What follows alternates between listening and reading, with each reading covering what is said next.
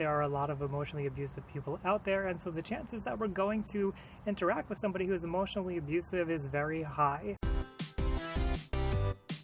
In my head.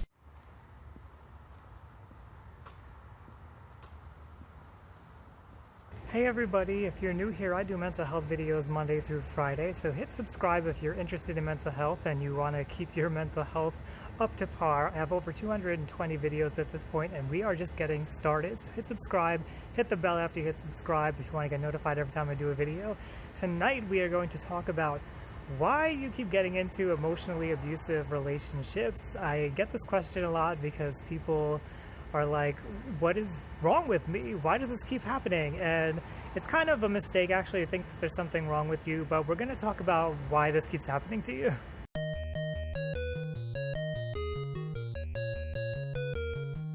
The first thing I think that we need to talk about is what is emotional abuse, and are we judging it correctly? Are we judging when we get into a relationship if there's emotional abuse going on correctly? So emotional abuse is hard to pinpoint because it's a pattern. And like, what's the cutoff for that pattern? Is it what happens once? Is it what happens twice? Is it when it happens 10 times? This is one of the difficulties in getting laws created around emotional abuse. And so not having an easy definition to give to people is one of the problems here. So I would say it has to be more than once for it to be emotional abuse. We all do things that are emotionally abusive sometimes. We all have called somebody a name. We all have talked over somebody and ignored their needs. That's just a part of being human. We make mistakes. Sometimes we become narcissistic. Sometimes we become borderline. Sometimes we become like it's just the way it is. Sometimes we get anxious and we just don't care about somebody else's needs. Sometimes we become depressed and we become needy, and we're just not always thinking about other people. And so what could be constituted as emotional abuse sometimes is just normal behavior. So we have to be aware of that and make sure that we're not thinking that all of our relationships are emotionally abusive, because I see this as something that happens after somebody who gets out of any kind of an abusive relationship, is that they start thinking that everybody is abusive. And that's not necessarily wrong to think, because we all are abusive in some way. We all make mistakes. The problem is people who don't mend their mistakes. They don't correct them. They don't take your feelings into consideration, and it is a pattern for them, and they will continue to abuse you. That would be true emotional abuse, is when it's ongoing. Now, something else to consider here is, if you watched my video on 10 mistakes that victims of narcissistic abuse make, you'd know that it is 1 in 3 women and I believe 1 in 4 men experience domestic abuse, physical domestic abuse, like in an intimate relationship in their lifetime. So that's a lot of people. And what that says to me is that there are a lot of people who are physically abusive out there. And then if there's a lot of people who are physically abusive out there, there's got to be way more that are emotionally abusive, because we have laws to stop physical abuse and people kind of know not to do it, and yet they still do it. And so we don't have laws here in the United States anyway protecting against emotional abuse, so you can just kind of imagine how much emotional abuse is out there. So it's not a stretch to say that there are a lot of emotionally abusive people out there. And so when you go out into the dating pool, there's going to be a lot of people who are going to treat you poorly, and we need to be aware of that.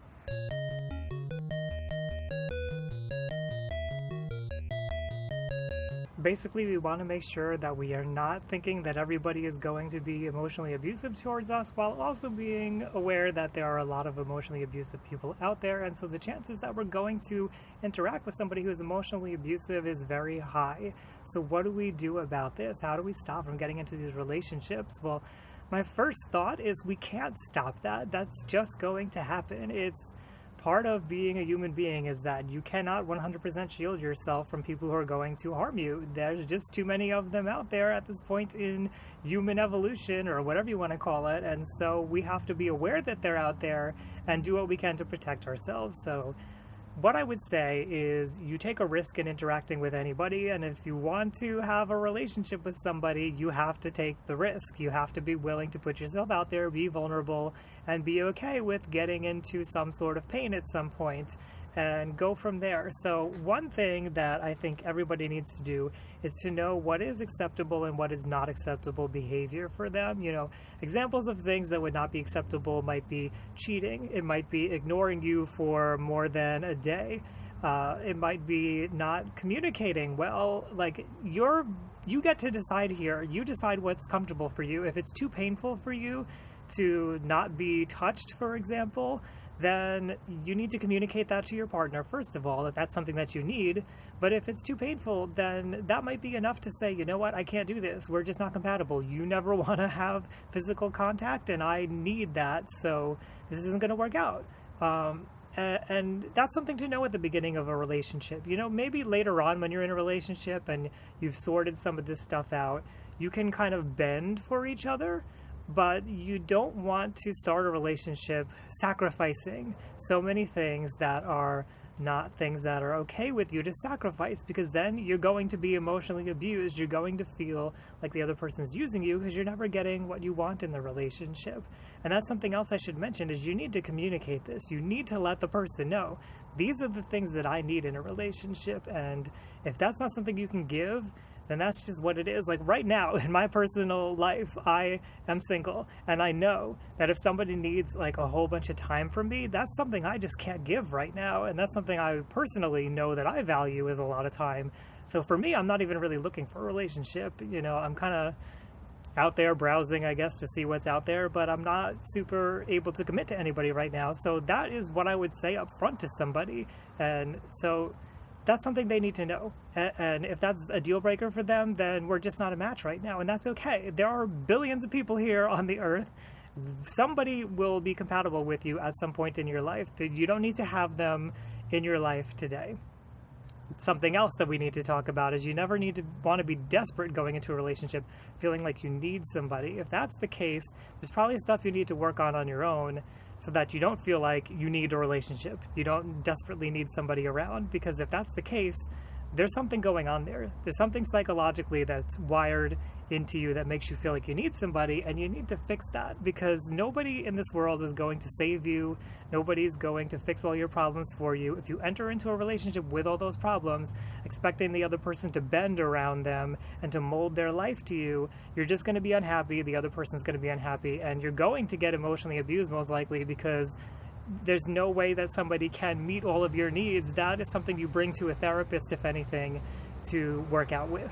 So a lot of what I'm talking about here is really just having healthy boundaries, and if you need to learn how to do healthy boundaries, I have free worksheets over on my Patreon page. I'll put the link up here. Go ahead and click on it and get those. I'll put the link also at the end of the video if you want to keep watching, because I do encourage you to keep watching. But healthy boundaries are necessary to communicate what's going on and to gauge like where the relationship is. And if you haven't been taught those, if that's not a normal part of your life, that is a tool you need. You cannot have an intimate relationship without healthy boundaries, and it is the best barrier to getting into an emotionally abusive relationship, because that's what they're for. They're to prevent you from being hurt. I think another big part of why people get into these unhealthy, emotionally abusive relationships is in the beginning of a relationship, we want to impress the person and we want them to be around us, and that's kind of a mistake. It's normal in the honeymoon period that happens, and we try to be our best, and we feel like all these lovey feelings, and we get infatuated with the person, and there's a couple of problems that happen there. One of them being that we try to impress the person, and sometimes we silence our own needs and we don't communicate those things because we're afraid that if we speak up, if we say we need something, it might set the other person off and then they might leave. But you have to be okay with somebody leaving. If you're not okay with somebody leaving, again, that might be something that you need to work on your own, because you're not going to start a healthy relationship if you can't communicate these things. Now, something else, which I mentioned, is in the honeymoon period, as they call it, you get infatuated with the person and you don't see necessarily the bad things. You kind of write it off, like, you know what, well, I didn't like the way they talked to me, but it's okay because I like all these other things about them, and you know, maybe I didn't have a good time with them, but maybe it's okay, it's just my mood, and we kind of wash it away because we want to make the relationship work, and we want to think that things are okay. And this kind of goes back to that feeling of needing a relationship and feeling like we're desperate to have a relationship. And sometimes we get into the beginning of these relationships and it feels so good, and we finally feel like, oh my gosh, I've been waiting for this for such a long time, and I have these amazing chemicals going off, and I'm excited, and I feel like I'm bonded with this person. And especially in the beginning, you don't really know a lot about the person, so it's easy to kind of like project your own happy feelings onto them. we do that and then we don't see the negative, and we want that fairy tale dream that's just not realistic for anybody to have that kind of a vision. Love doesn't come out that way. You know, once you get past 6 months, 1 year, 2 years, 5 years, you're gonna learn all the nitty gritty of all the little annoying things that they do and the pet peeves, and some of those things you aren't going to learn about in 6 months, and you're going to have to discover them in 2 years, and you're going to have to make a decision at that point. Is this worth me continuing this relationship? Is this something that I can either bend around, or can we discuss it and bend together and find a cooperative way to deal with this? Is this something that we can go into therapy for, or is this person just an emotionally abusive asshole and I need to end this relationship? That's something you have to consider.